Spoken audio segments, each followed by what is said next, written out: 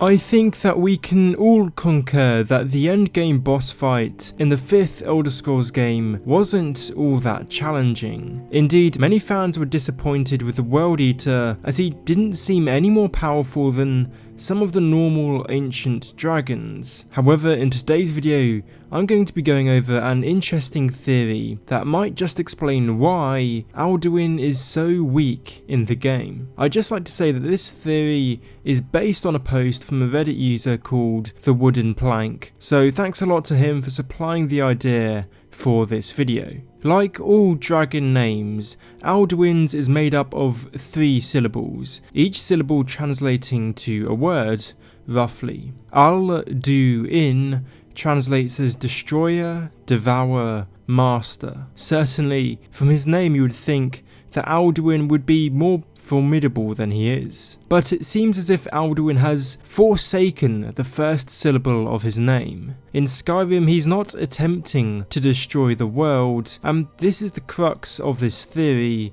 and a point I will come back to.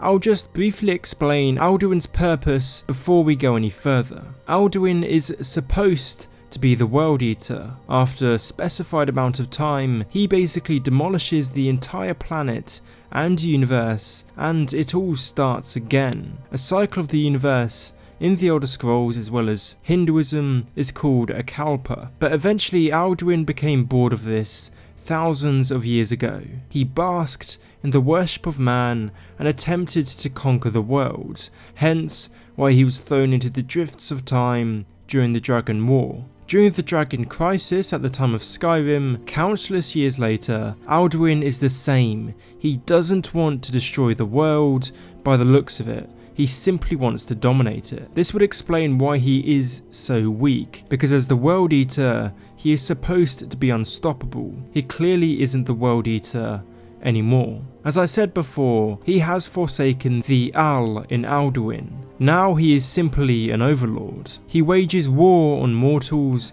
suppresses uprisings, and craves the adoration of a fanatical cult, but he doesn't obliterate Nirn. In Skyrim, one of Alduin's common phrases, obviously translated, is "I am Alduin, most mighty of any in Mundus," and another one is "Dragonborn, your pride will be humbled." From his own speech, you can tell that the dragon is now a lesser being than he once was. He is no better than an emperor or a warlord.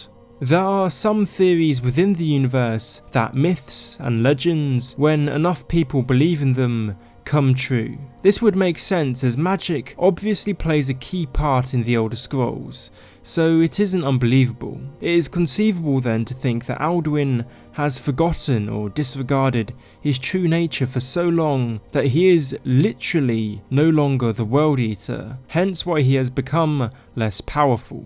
As his objectives have shifted to things that are much more material, and he is no longer responsible for destroying the entirety of Mundus, his powers have scaled back so that he is now merely the most powerful of dragons. This theory would certainly explain why Alduin appears so weak compared to how legend portrays him, and how necessarily powerful he must have been as a World Eater. Of course, it's entirely possible that following his defeat at the hands of the Dragonborn in Skyrim, he will return at a later date with all his powers restored and committed to his true purpose. But if you do accept this theory in its entirety, the idea that Alduin is no longer the World Eater and so is no longer as powerful, then you must accept the idea that the last Dragonborn isn't all that powerful either. If Alduin is simply a more powerful than average dragon, then the Dragonborn is the same in relation to other humans. The last Dragonborn isn't anything massively special, just a gifted man or woman whose powers are commensurate to those of Alduin. Nonetheless, I think the entire theory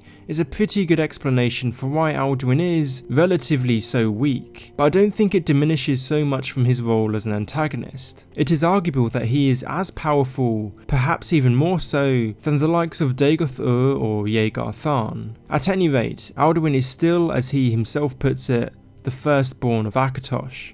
Thanks for watching this video. If you want to see more Elder Scrolls content, then feel free to check out my channel.